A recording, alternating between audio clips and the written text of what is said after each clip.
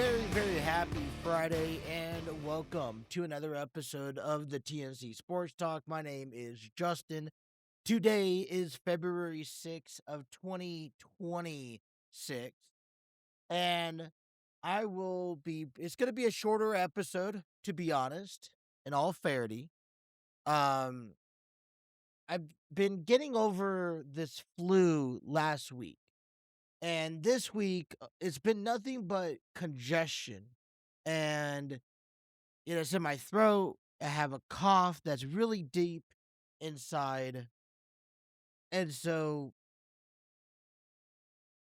I did do an episode on Tuesday. I wanted to make sure that I got enough content for you. And it kind of, what I'm dealing with, it's honestly taken away from me and what my focus points on gathering content. So, today, I'm pushing out an episode. There's really not a lot that I have on this agenda. We will recap and get ready for SmackDown. Then we will talk about and give you our predictions for the Super Bowl here this Sunday. And that's all I really got. So I don't know. I don't necessarily think that I got a full hour available. I know yesterday I got myself probably about 45 minutes.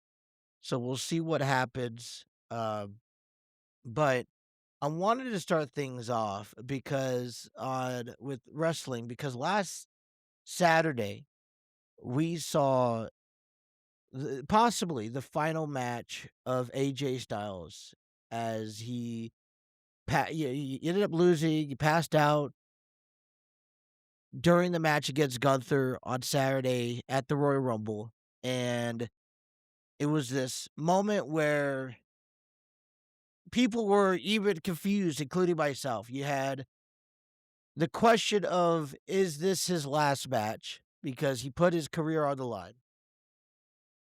We do know that he is planning on retiring. We don't have a specific date and a specific outline. And I think that's one of the issues that us as wrestling fans deal with. I've heard a lot of back and forth between what people want to see and what they don't want to see. In reference to that, I think people enjoyed this final tour that John Cena had last year.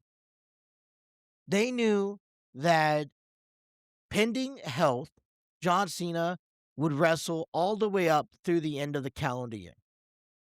When AJ Styles announced that he's going on this, final tour, there's no end date. All we know is that at some point in 2026, AJ Styles will hang up his boots once and for all. Now, with that being given, we're still in the early months of the year. We are trying to soak in every moment, every last accolade that AJ Styles can accomplish this year. But to witness it coming to an end within 1 month of the calendar year is what has thrown us off. Let's also not forget, I don't know about you, but it sits weird with me. Saudi Arabia's attendance, and it doesn't just give off the same vibe. And so you do question as a fan, is this really it?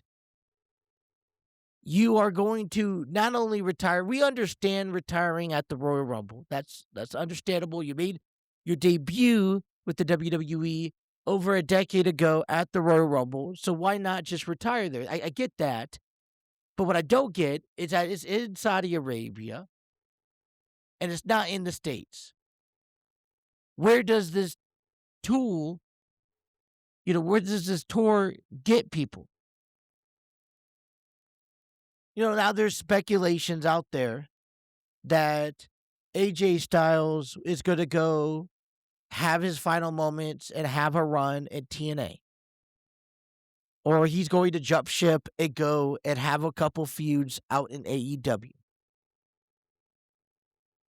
And I guess the uncertainty of knowing is what bothers us because all we know and what has been highlighted from the WWE is that he's no longer he is a retired as a WWE wrestler. According to Cage Side Seats, AJ Styles commented and had an interview with Stephanie McMahon explaining why back at Saudi Arabia at the Royal Rumble, he put his gloves back on after the match. Remember, AJ Styles took off his gloves, was going to lay them down in the ring. It's one of those indications when a wrestler is ready to hang up their boots and they're done competing that they are going to kind of take off their boots and some of their gear, lay it in the center of the ring. It really showcases that they are done with in-ring performances. AJ Styles, it doesn't sound like AJ Styles plans to return to the ring right now, but never say never is the aspect in pro wrestling. He goes in response to Stephanie McMahon and says, and I quote, I don't know. Never say never, right? That's the saying. I think everybody's allowed at least once coming out of retirement. I'm not saying I'll do it anytime soon. He goes on. Styles is working with his second oldest son right now on becoming a pro wrestler. And he wouldn't be surprised if his daughter is also interested in it as well. He says, I mean, what if my son wrestles? The opportunity to tag with him once, you never know. So there will be a time when the gloves never go back on. And it may be now, but we will see. AJ also explains why he's cool with his children choosing pro wrestling for a career path. He says, I never thought I would want my kids to wrestle, but it's way different than it's ever been, and a lot better than it's ever been when it comes to professional wrestling. It's done right at this point, so I'd be happy to see if they could wrestle. So the point I'm trying to emphasize here,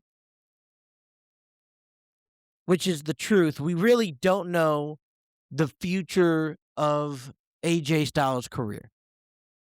If his son or his daughter gets an opportunity and can wrestle and can get signed by a promotion like TNA, like WWE, or even like AEW, would there be room for AJ Styles to return and have some sort of connection with his children's career? We've seen this all the time. We've seen the Flayers. We've seen Dusty Rhodes and Goldust. We're seeing Dominic and Ray.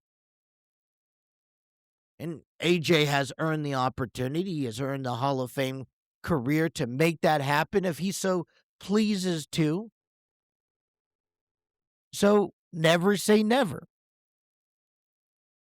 It is still difficult for me to accept that AJ Styles is at least done at the moment for professional wrestling. When you think about this, there was no warning. There was no indication. As I mentioned, it wasn't done in the States where maybe a proper send-off is there.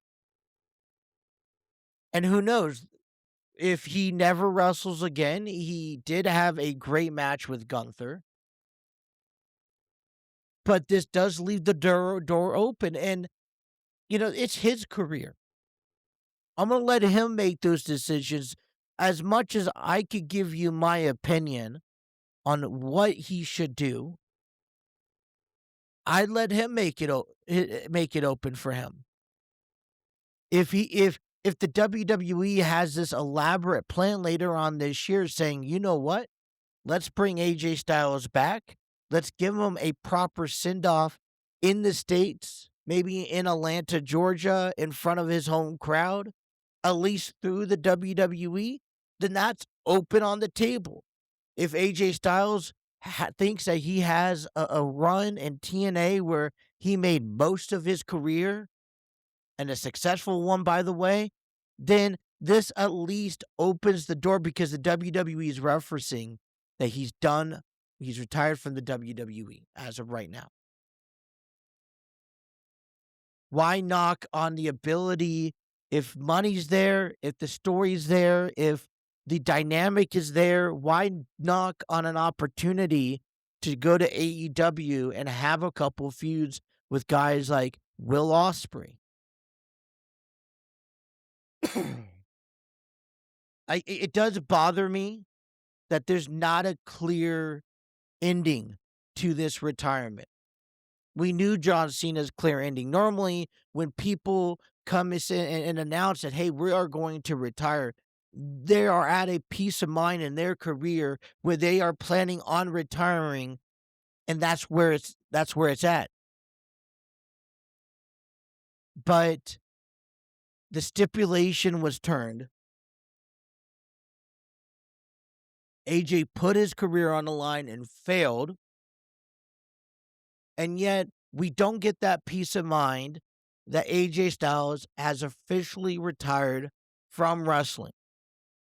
And I think what's difficult is that we see AJ Styles out there on social media. He's had an interview with Stephanie McMahon. He's making public appearances. And yet we have yet to officially hear from him, whether it was on Raw or tonight on SmackDown, about his loss at the Rumble and his initial retirement from the WWE. That's where it sits with me just a little bit more so. Big E has announced, and well, not really announced, but confirmed that his wrestling days are over.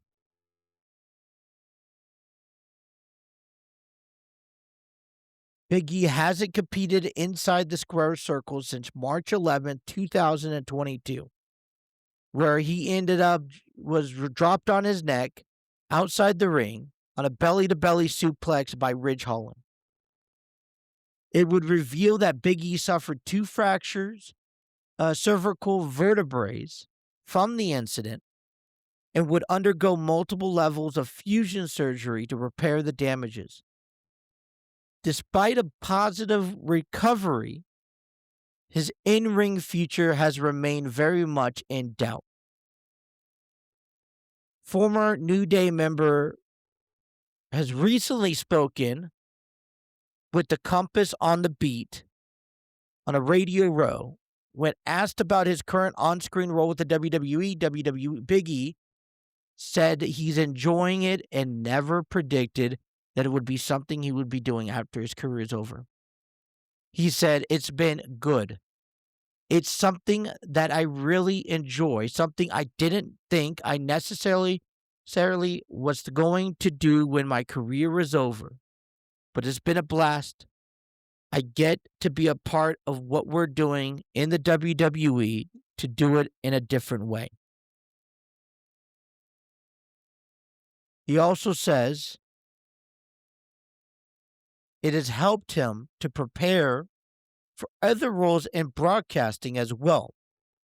So not something he's had on his radar when his career was over, but has opened it up some new goals and opportunities that he's enjoyed.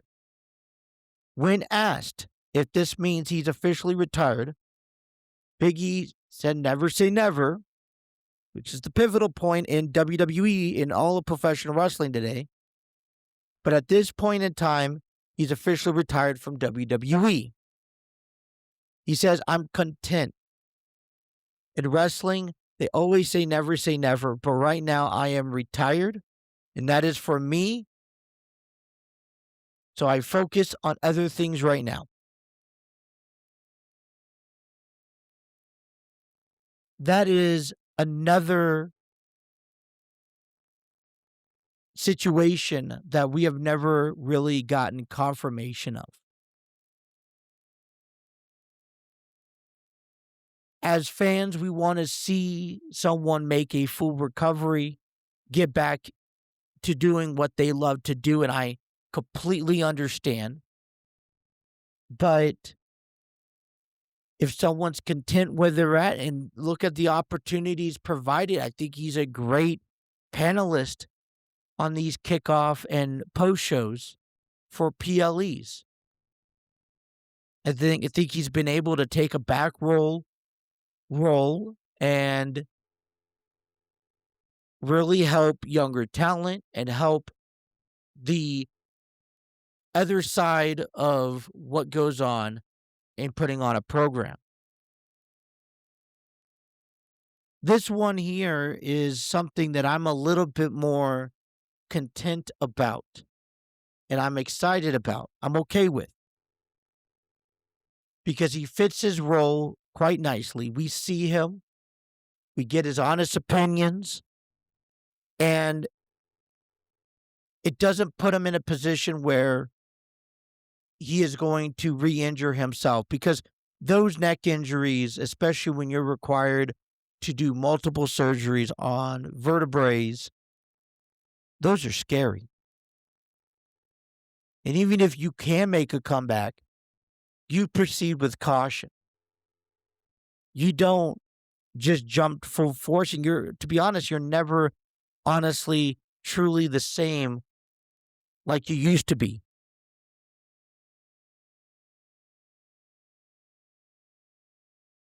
So we got some confirmations here this week about statuses of professional wrestlers this year.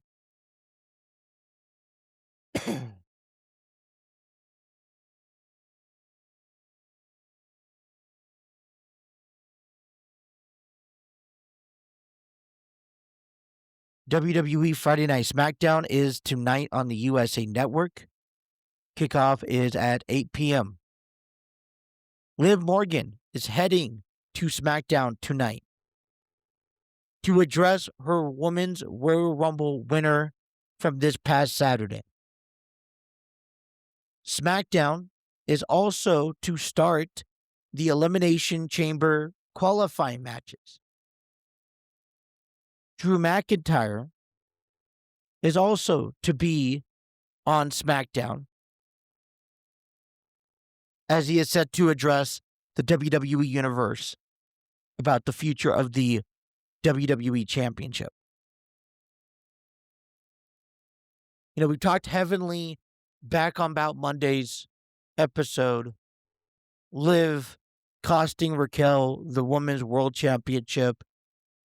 We also witnessed Roman Reigns announcing CM Punk and that World Heavyweight Championship as his selection of who he's going to face at WrestleMania.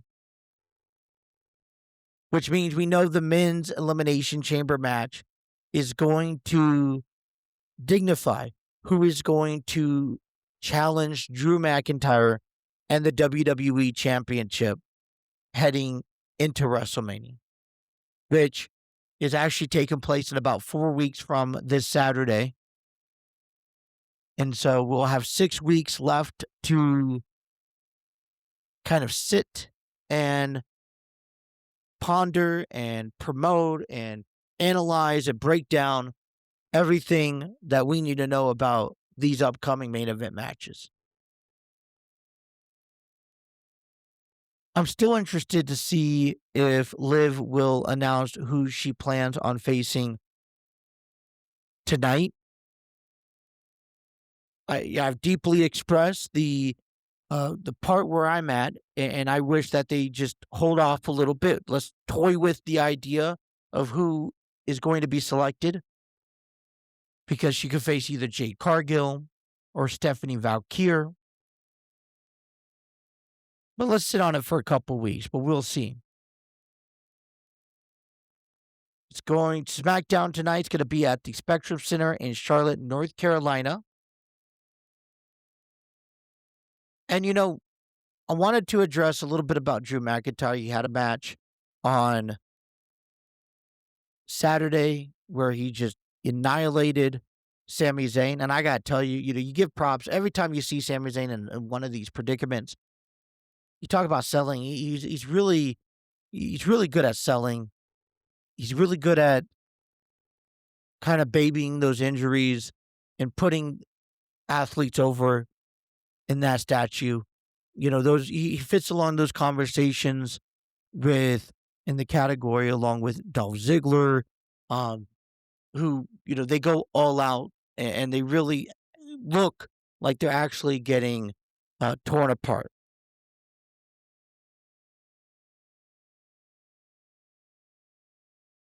But not only Drew had a match at the Royal Rumble, he also cost Cody Rhodes his Royal Rumble by eliminating him, and he wasn't even part of the Royal Rumble match.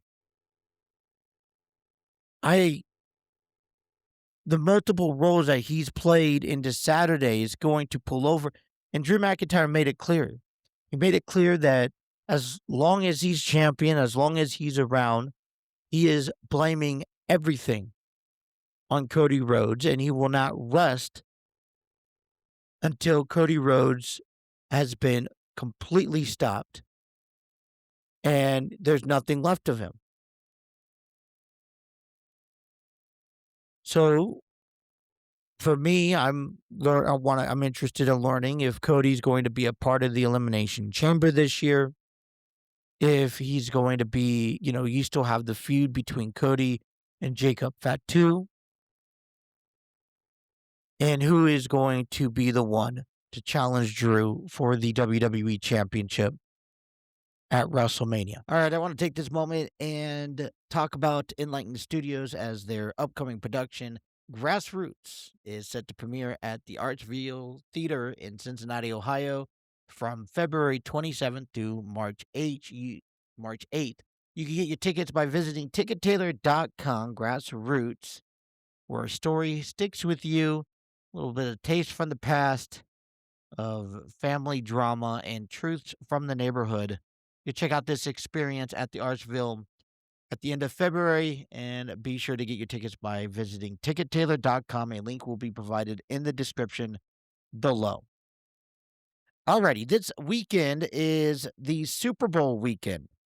The Seattle Seahawks will take on the New England Patriots as the winner will win Super Bowl 60 at Levi Stadium in Santa Clara, California. Kickoff time is 6:30 p.m. Eastern Standard Time, and we kind of talked about this a little bit yesterday. Kind of gave you my first takes of these two teams, how impressed I was with their performance, with their domination over the league. They really showed up during the postseason, although I feel that Seattle had a little bit more to climb and a little bit better accomplishments in the NFC playoffs compared to the New England Patriots. One of my concerns were heading into, especially this game, was that Drake May has been talked about as this MVP quarterback of this past season. But those numbers don't necessarily reflect in comparison to the postseason. Matter of fact, for both teams, it's really been their defense that has shined. So I'm wondering, in Santa Clara on Sunday, which team is going to have a better offense appearance? And a question within a question here is, which offense do you prefer? I know we are going to go up against really good and talented defenses on both sides of the ball. But when it comes down to the offense, do you prefer an offense that plays a little bit more scarce, a little bit more protective when it comes down to ball control, when it comes down to a run game or a pass game? Or do you prefer a quarterback that's willing to throw the ball down the field, knowing that they more likely will put up a couple interceptions. And if you are able to answer that question, I think you can clearly identify which team you are rooting for. Because Sam Darnold threw 4 interceptions against the Los Angeles Rams back during the NFC Championship. And they were still able to pull away with the victory. And not the NFC Championship, it was back in week 11. Sam Darnold has had a better performance, but he's also willing to take a risk. And I feel like this year's Super Bowl is going to come down to two different takes. It's what are you willing to sacrifice? And who has nothing to gain to those who have everything to lose? And when you look at these two teams, here's what I've learned. The Patriots, a team that has not been appearance in the postseason since 2019, has not been the same organization since the end of the Tom Brady, Bill Belichick era. This is the same team that has figured over the last 7 years, try and figure out their way, their new style of football beyond their dynasty time. Now they believe in a solid young, they believe in a head coach, they believe in a quarterback, and these are quarterbacks and coaches that are capable of staying with this organization for years to come. We'll put that up against the Seattle Seahawks, who had a Pete Carroll, who had a Geno Smith, and they found some success, but they both decided to move on from them. And they picked up Sam Darnold. They got a new head coach.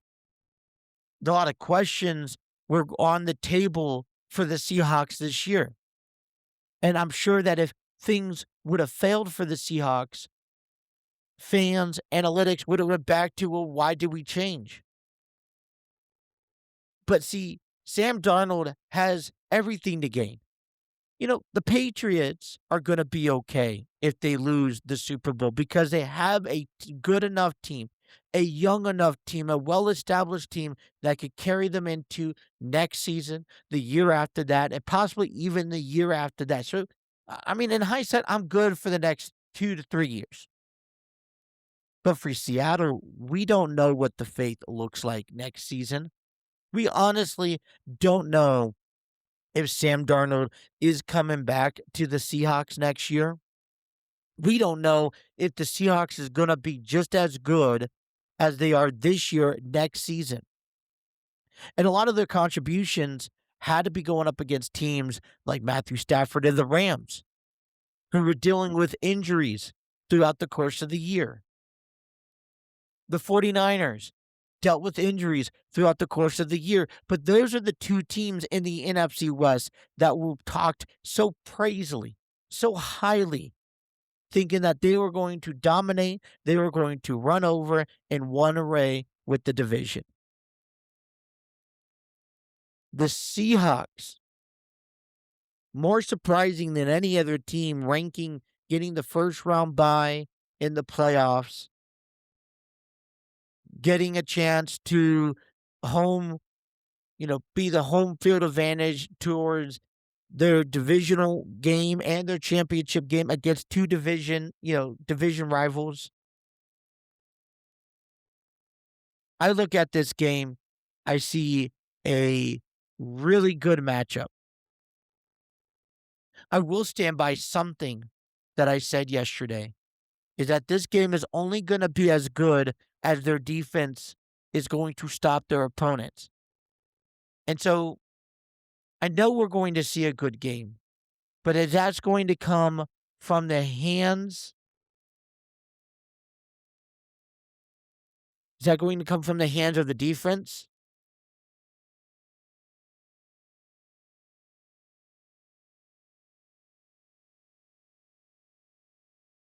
That's going to be the question.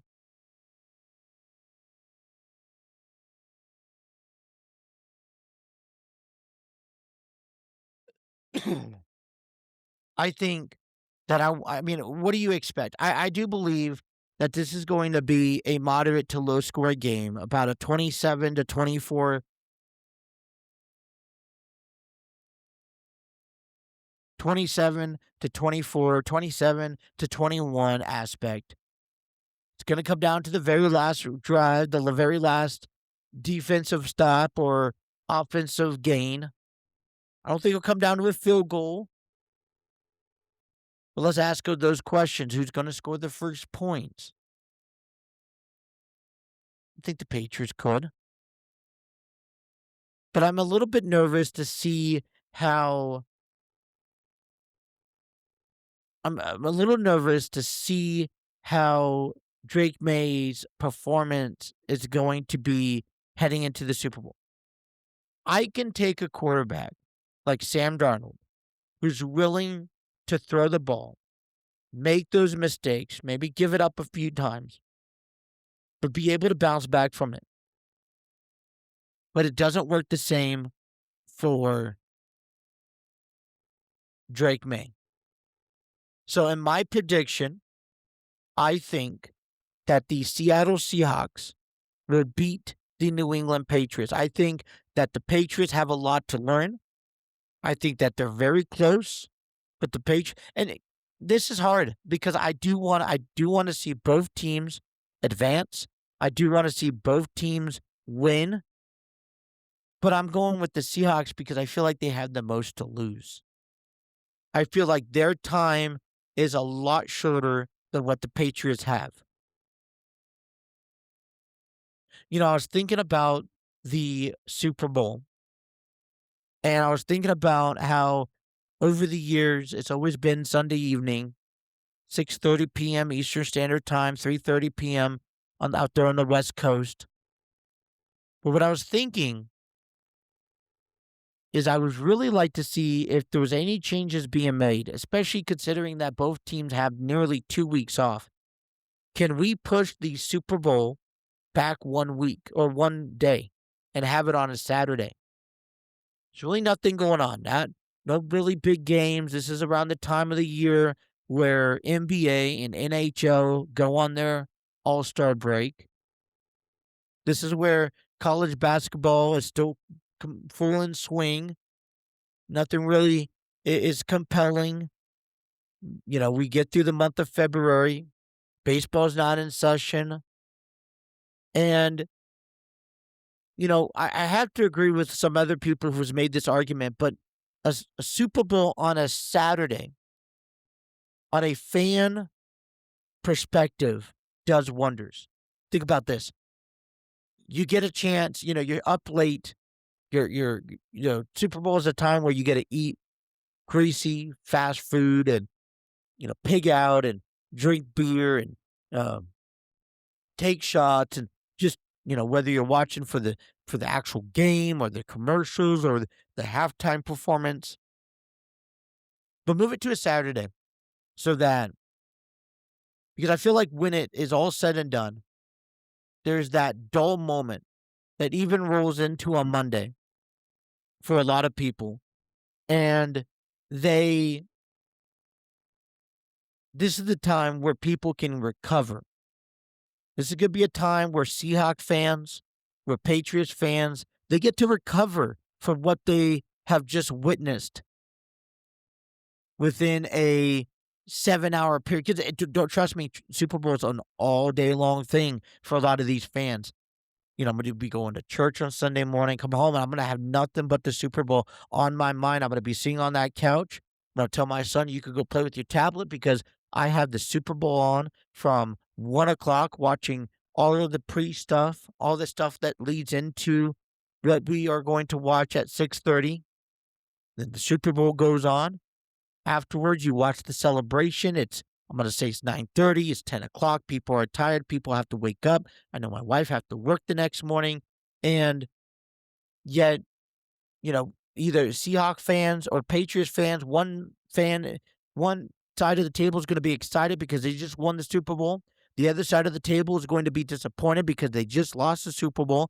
And how do you feel having to go into work the next day, go into school the next day, and have to cope within a short period of time, an 8-hour nap, to act like nothing's ever happened in normal business. If you push it back to a Saturday, you have the option to be able to relax, cope, regain your composure, get ready, and reset yourself ready for the next week. So I know I'm not the only one out here, but I am going to be one that's going to second, if not third motion, the idea or the a suggestion for the Super Bowl to be pushed back to Saturday. What do you guys think about that? Anyways, I do have the Seahawks winning. I am going to be honest. I do not care who wins. I will be happy either way. And it will just create that much more of a conversation for us next Monday when we come back and talk sports with you. So I hope everyone has their weekend scheduled out. I know I do. My daughter has her first basketball game for her school tomorrow morning. I'm excited for that. Then we got the Super Bowl on Sunday. That's pretty much it, to be honest, for me. So it's not overbearing. It's not overpacked. Just enough excitement to get us through. Before this program earlier today, I was already talking just about where we were going to eat. And so let's save those conversations for Monday. But that is all the time I have for you guys on our show. I want to thank everyone for tuning in. Please be sure to follow us on our audio platform so you don't miss a single episode. Be sure to like, share, and subscribe on our social media pages. We're all on Facebook, YouTube, Instagram, Twitter, and TikTok. And be sure to be engaging into those conversations that we have for you. I believe I'm going to check this before we go. I put a poll out there.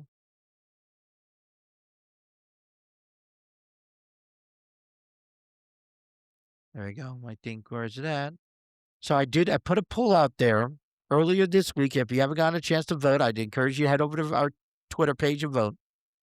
But it was asking about who is going to win the Super Bowl. We already got 2 days left. But already we got the Seattle Seahawks closing out with the 100% win of they're going to win the Super Bowl. So, do you guys agree with that? If so, I want to hear what you guys have to say.